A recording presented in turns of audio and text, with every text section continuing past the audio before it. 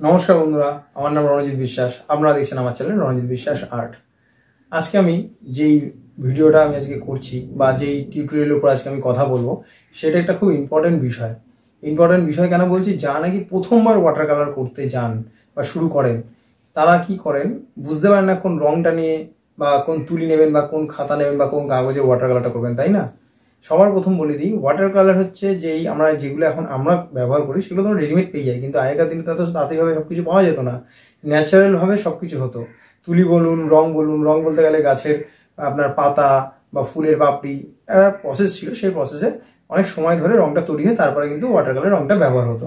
তুলিও তেমন করে অনেক প্রসেস দিয়ে তুলিটা বানানো হতো। তো এখন আমাদের কাছে সব হাতের সামনে এসে গেছে, অনেক সুবিধা আমরা পেয়ে গেছি, সবই আমরা পেয়ে যাই রেডিমেড। মানে আমরা রংটাও রেডি পাই, প্লাস তুলিও রেডি পাই, খাতাও রেডি পাই। কিন্তু এর মধ্যে কোনটা আপনার জন্য ঠিকঠাক কাজে লাগবে সেটা আপনাকে চিনে নিতে হবে। যদি আপনি সেইভাবে চিনতে না পারেন, সেইভাবে যদি না চিনে ওয়াটার কালার শুরু করেন, আপনাদের কি হয়, ওয়াটার কালারটা ভালো হয় না, আপনাদের কনফিডেন্স কমে যায়, তখন ভাবেন ধর ওয়াটার কালার করবো না, ছেড়ে দিই, তাই না? তো একদম যারা শুরু করছেন প্রথমবার ওয়াটার কালার, তাদের কি কি ব্যবহার করবেন, কি কি জিনিস নিতে হবে, সব ঠিকঠাক গাইড আমি আজকে করে দেবো। আর যারা ওয়াটার কালার করেন তারাও ভিডিওটা দেখতে পারেন, তারাও জেনে নেবেন। অনেক কিছু জানেন না তারাও হতে পারে হয়তো, ঠিক না? সেখানেও আমি কিছু কিছু বিষয় বলে দেবো, সেটাও জেনে নেবেন। তাহলে শুরু করছি, ভিডিওটা মন দিয়ে শুনবেন প্রত্যেকটা বিষয়। সবার প্রথম যেটা আমি বলবো সেটা আমরা পেপার। একদম ঠিক, কোন পেপার নেবো ওয়াটার কালারের জন্য, এই কোশ্চেনটা আমাকে অনেকে করেছে, বারবার কোশ্চেনটা আসে আমার কাছে যে কোন পেপার নিয়ে ওয়াটার কালার করলে ভালো হয়। তাহলে সবার আগে বুঝে নেন, পেপার হচ্ছে, হয় পেপার আমরা কি করে বুঝবো, পেপারটা হচ্ছে জিএসএম। পেপারের কোয়ালিটি কি করে বুঝবেন? জিএসএম। এবার আপনি নিশ্চয়ই ভাবছেন জিএসএমটা কি। জিএসএমটা কি, ভালো করে বলছি, মন দিয়ে শুনুন। জিএসএমটা হচ্ছে ওয়াটার থিকনেস, বা জলটা কতটা স্টে করে মানে ধরে রাখবে পেপারটা, বা পেপারের থিকনেস, এটাই হচ্ছে মেন জিএসএম। এবার কি করে বুঝবেন যে কোন পেপারটা আপনাদের জল রঙের জন্য উপযুক্ত? আপনাদের একটা পেপার দেখাচ্ছি, এটা হচ্ছে প্রিন্ট পেপার। তো এটাতে কোনোদিনই ওয়াটার কালার করবেন না, করলে আপনার রঙও নষ্ট, সময় নষ্ট। এটা একটা গেল, এটা 70 জিএসএম এর হয়ে থাকে, ঠিক আছে? এর জন্য এই পেপারটা আপনার তেমন কোয়ালিটিও না ওয়াটার কালারের জন্য, ঠিক আছে? আর একটা হচ্ছে, যে কোনো আপনারা ড্রয়িং কপি নিয়ে নেন, কাজ করেন, সেটা 100 জিএসএম এর হয়। তার থেকে বেটার হয় আপনারা যে খাতাটা ইউজ করবেন, আমি দেখিয়ে দিচ্ছি কত জিএসএম নিলে আপনাদের ঠিকঠাক কাজ হবে। সেটা হচ্ছে 250 জিএসএম। আমি দেখাচ্ছি, মন দিয়ে দেখে নিন কথাটা। আমি যে খাতাটা ইউজ করছি দেখেন, ভালো করে দেখতে পাচ্ছেন, আমি একটু ক্যামেরার সামনে নিয়ে দেখিয়ে দিচ্ছি। 230 জিএসএম দেখতে পাচ্ছেন? এই যে জিএসএমটা বা এর থেকে একটু বেশি জিএসএম আপনি ইউজ করতে পারেন। শুরুতে আপনি 250 জিএসএম ইউজ করতে পারেন, তারপরে আপনারা আস্তে আস্তে 250 জিএসএম এর পর আপনারা চলে আসুন, যখন আপনার ভালো প্র্যাকটিস হয়ে যাবে 200 জিএসএম নিতে পারেন, 200-র পরে 250-তে আসতে পারেন, 300 যেতে পারেন। সে তখন আপনি নেবেন হচ্ছে, ধরুন এখন হ্যান্ডমেড পেপার আপনি ইউজ করুন, হ্যান্ডমেডের আপনার জিএসএম হচ্ছে 200 আছে, সেটা দিয়ে শুরু করুন। তারপর আপনি আছে ফেব্রিয়ানো হচ্ছে, ব্রাশটো আছে 250, 300, এরকম জিএসএম নিয়ে আপনি কাজ করতে পারেন। তাহলে আশা করি আজকে পুরো ক্লিয়ার হয়ে গেছেন পেপারটা কি ইউজ করবেন আর কেমন করে ইউজ করবেন। এটা গেল 1 নম্বর পয়েন্ট। 2 নম্বর পয়েন্ট যেটা আমি বলছি, মন দিয়ে শুনুন, সেটা হচ্ছে আপনার রং, মানে হচ্ছে ওয়াটার কালারের কালার।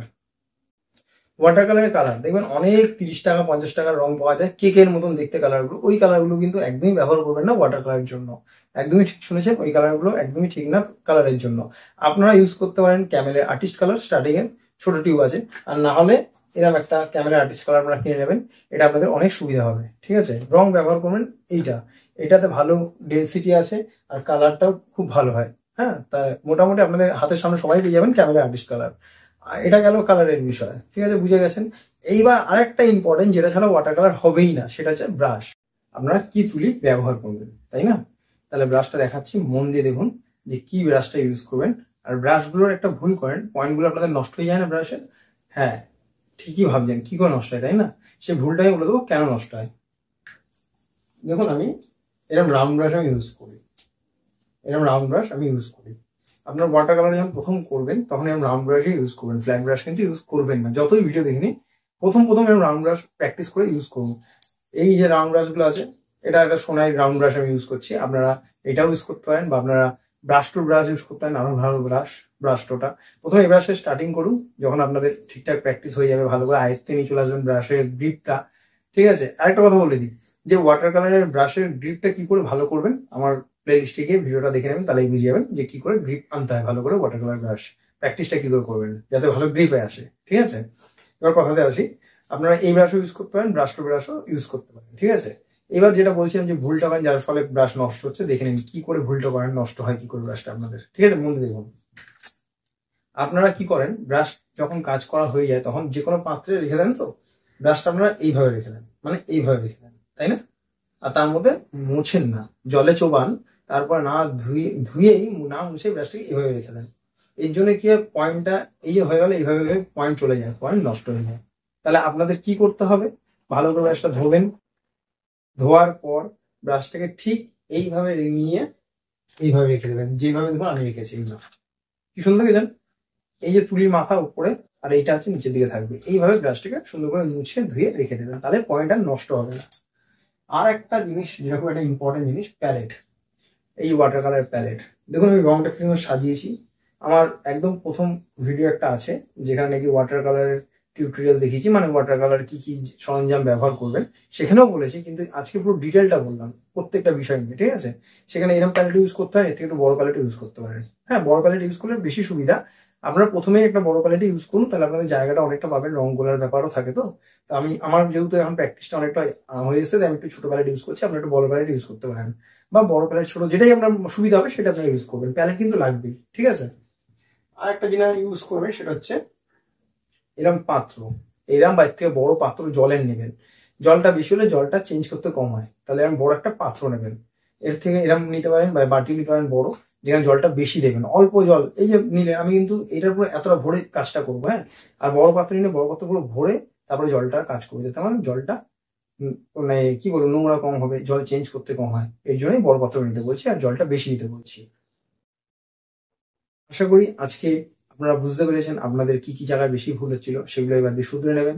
আর যারা নাকি প্রথমবার ওয়াটার কালার করছেন, তারা তো বুঝেই গেছেন কি কি দিয়ে স্টার্ট করলে আপনাদের কাজটা ঠিকঠাক হবে আর ভুলটা হবে না। ভিডিওটা এতক্ষণ ধৈর্য সহকারে দেখার জন্য আপনাদের অসংখ্য অসংখ্য ধন্যবাদ।